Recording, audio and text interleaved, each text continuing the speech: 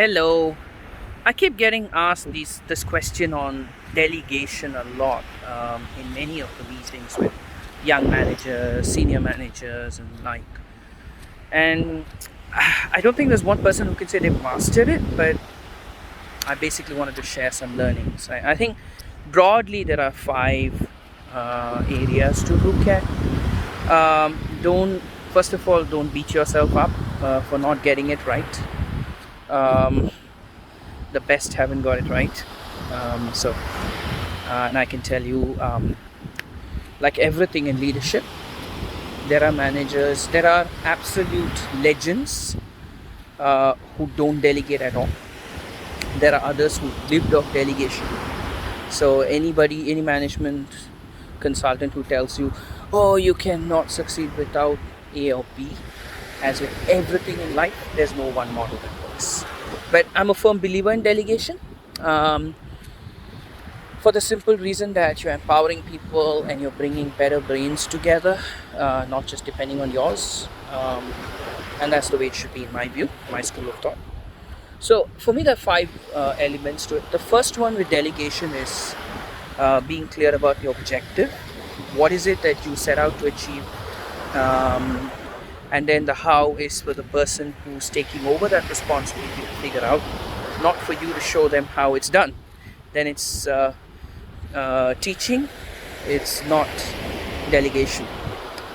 Then it's just you getting another hand for yourself. So I think the first thing is being clear about your objective. The second one is communication. I'm a firm believer that there's nothing called under communication.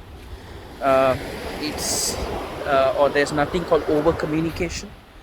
There's only one thing, which is communication, and you just got to keep communicating. If ever there's a word called over communication, I'm a big fan of it, because I think it's always better to communicate more than less. So communication in delegation is very critical.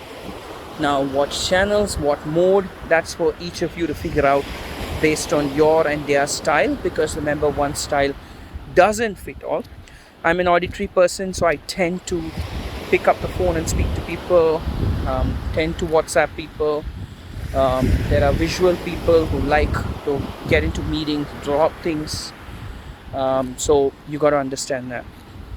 The third aspect of delegation is be ready to take the risk.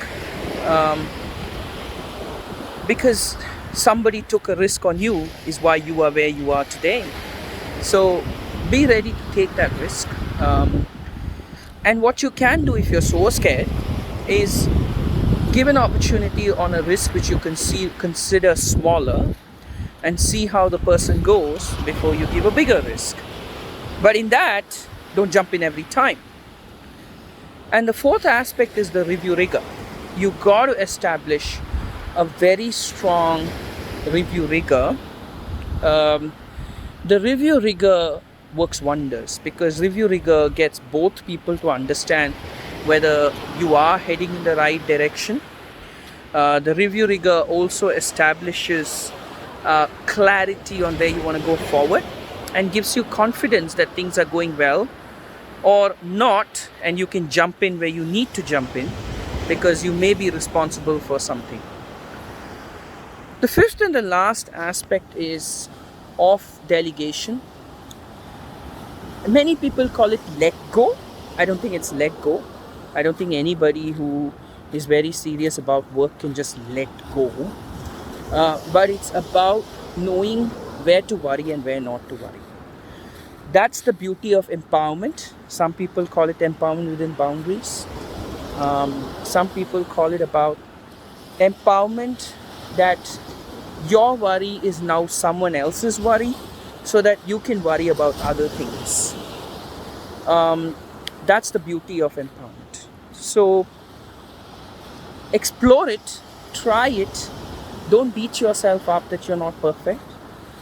No one is, and we are all just learning step by step. And as we always say with things, try it out. Please share your feedback below, and we can always keep the communication going on how to improve on this important management skill in my view.